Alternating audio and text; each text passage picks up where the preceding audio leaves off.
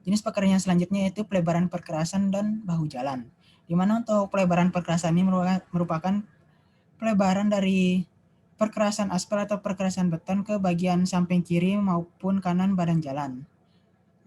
Dilakukan pelebaran jika kapasitas jalan existing sudah tidak mampu melayani atau menampung volume lalu lintas yang lewat. Nah, jika untuk pelebaran perkerasan ini hanya perlu disiapkan lapis pondasi atasnya saja, kemudian bisa langsung dihampar atau dibuat perkerasannya. Tidak perlu sampai lapisan paling bawahnya atau lapisan subgrade-nya atau lapisan sirtunya. Karena biasanya pada saat pelebaran perkerasan ini dibangun di bahu jalan, di mana pada bahu jalan ini sudah disiapkan untuk tanah dasarnya dan juga tanah sirtul atau lapis pondasi bawahnya. Sehingga jika akan melakukan pelebaran perkerasan hanya tinggal untuk lapisan pondasi atasnya saja dan perkerasannya.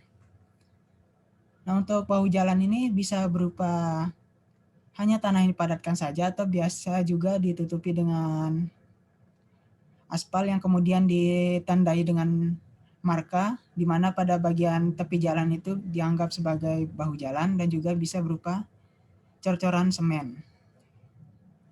Untuk pekerjaan selanjutnya ada berupa pekerjaan lapis perkerasan, di mana untuk pekerjaan lapis perkerasan ini bisa berupa pekerjaan lapis perkerasan aspal konkrit maupun perkerasan beton semen.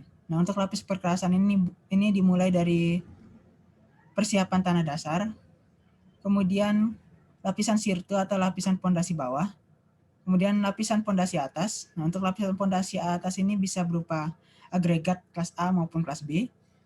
Kemudian untuk lapis pondasi atas bisa juga berupa beton semen atau semen treated base, di mana CTB ini merupakan campuran antara agregat pilihan dicampur dengan semen.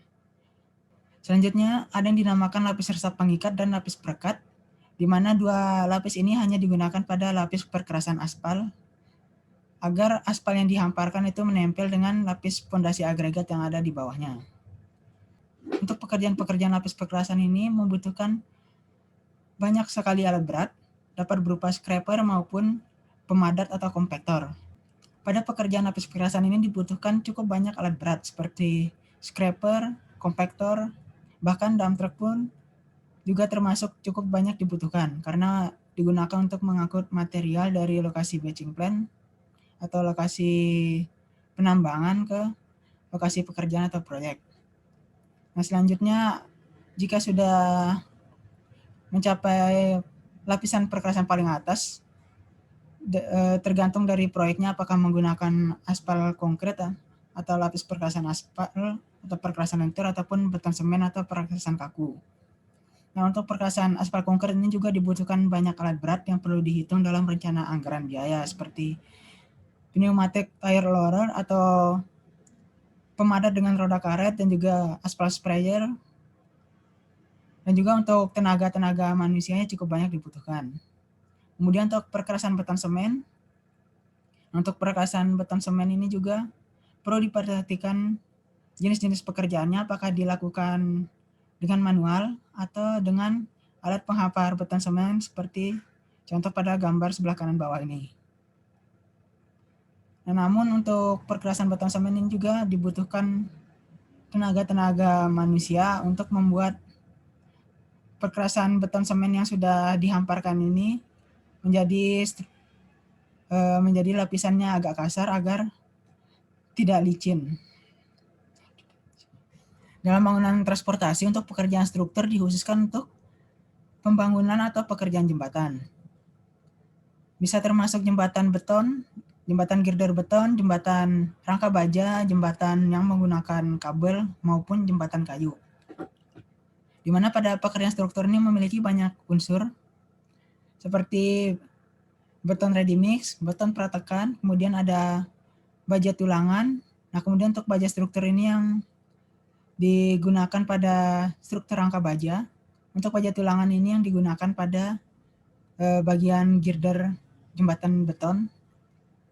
kemudian pemasangan jembatan rangka baja, kemudian ada pondasi tiang, pondasi sumuran. Nah, untuk pondasi tiang atau pondasi sumuran ini tergantung dari lokasi pekerjaan jembatannya. Kemudian adukan semen secara manual, pasangan batu kosong dan ronjong, expansion joint atau sambungan ekspansi. Nah, untuk expansion joint ini merupakan sambungan antara abutmen dan juga jembatannya.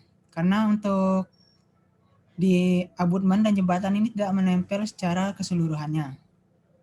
Kemudian ada peletakan atau bearing jembatan, di mana pada bagian bawah girder jembatan ini terdapat sebuah peletakan atau bearing yang biasanya berupa karet tebal yang berwarna hitam.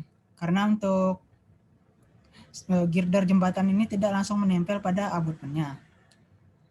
Ada sandaran atau railing pada jembatan, papan nama jembatan, kemudian pembongkaran struktur seperti pembongkaran scaffolding dan juga pembongkaran backing dan juga drainase dari lantai jembatan. Nah, untuk semua jenis-jenis pekerjaan ini memiliki anggaran biaya masing-masing dan juga jumlah kebutuhan tenaga dan alat yang berbeda-beda. Nah, kemudian untuk seperti saat pembangunan jembatan juga biasanya ada yang menggunakan launcher jembatan, di mana launcher jembatan ini digunakan jika girder beton sudah dibuat di pabrik atau dalam bentuk precast, sehingga pada saat di lokasi pekerjaan hanya tinggal di launching saja. Nah, hal tersebut juga perlu diperhitungkan berdasarkan jumlah biaya yang tersedia dan juga jadwal pekerjaannya.